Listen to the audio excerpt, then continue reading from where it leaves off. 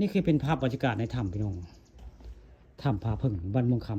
ำตำบลนาตาลอำเภอตะโงยได้นี่ก็เป็นทางเข้าถ้ำแล้วนี่คือเป็นหม่องยังครูเดซาเพิ่นมาพักแรมได้นี่คือเป็นถ้ำผาบ้านม่วงคำตำบลนาตาลถ้ำผาพึ่งแล้วนี่ด้านหน้านี่ลงไปก็เป็นจ้ายได้ต้นไม้สูงแถวๆนี้แล้วก็มีตำนานลุงปอกเข้าเมืองมด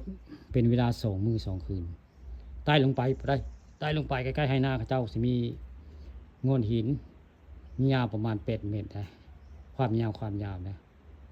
ความกว้างของหินนั่นก็ประมาณ3 เมตรนี่แหละ3 เมตรหรือ 4 เมตรเป็นความกว้างของหินได้ยาวประมาณ8 เมตรได้ที่ลุงปอกเข้าไปเมืองบดเมืองเลมียิงในส่วนเข้าไปลอกไปในถ้ำแล้วก็เห็นเป็นบ้านเป็นเมืองลุงปอกผมว่าให้ฟังได้ข่าเลยมาจาพี่น้องเอาคลิปบ้านคนอีสานบ้านเฮามาจาเรื่องลุงปอก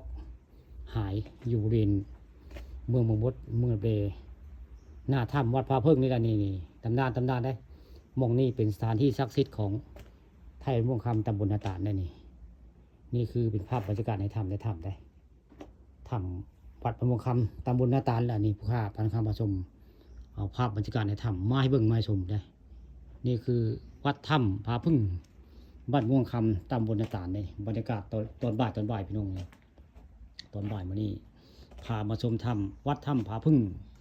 บ้านม่วงคำตำบลนาตาลตำนานลุงปอกหายไป2 มื้อ 2 คืนเข้าไปกระเซ็นไม่ยิงงามผู้ชายหัวล้านได้แล้วก็มีจักรยิบผ้ามีลงสีคือบ้านเฮาได้ลุงปอกเอาได้ที่เพิ่นเข้าไปทางใต้ประเทศประตูเมืองนี่คือบริเวณวัดถ้ำผาพึ่งบ้านม่วงคำตำบลนาตาลแล้วนี่ผู้ข้าพันคำผสมพาเบิ่งถ้ำเบิ่งเฮลพี่น้องวันนี้เปลี่ยนบรรยากาศได้ไปเบิ่งมองนั่นมองนี่มื้อนี้พามาเบิ่งถ้ำวัดถ้ำผาพึ่งตำนานลุงปอกหายกันในนี่แหละพี่น้องนี่คือเป็นภาพบรรยากาศในถ้ำผาพึ่งบ้านม่วงคำตำบลนาตาลและนี่ผู้ข้าพันคำผสมพาชมถ้ำพี่น้องบรรยากาศคักเลยเหมาะสำหรับที่มาปฏิบัติธรรมอยู่ในถ้ำนี่ได้ยังครูจะซาได้นี่บรรยากาศคักภายไทยจากจำพรรษานี่มาที่ถ้ำผาพึ่งบ้านม่วงคำตำบลนาตาลบรรยากาศคัก